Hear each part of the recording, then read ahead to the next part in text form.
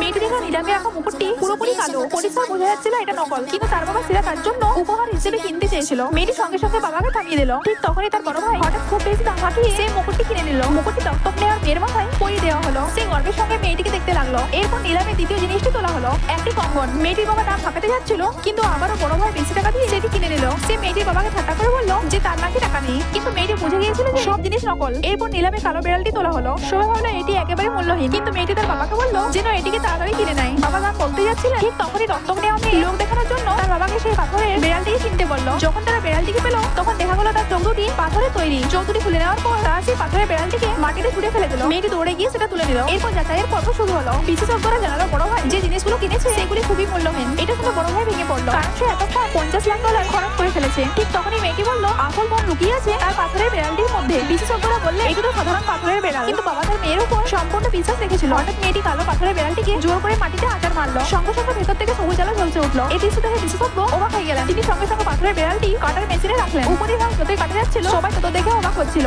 ভেতর থেকে বেরিয়ে এলো সম্পূর্ণ জেট দিয়ে তৈরি একটি বেড়াল, যার দাম কম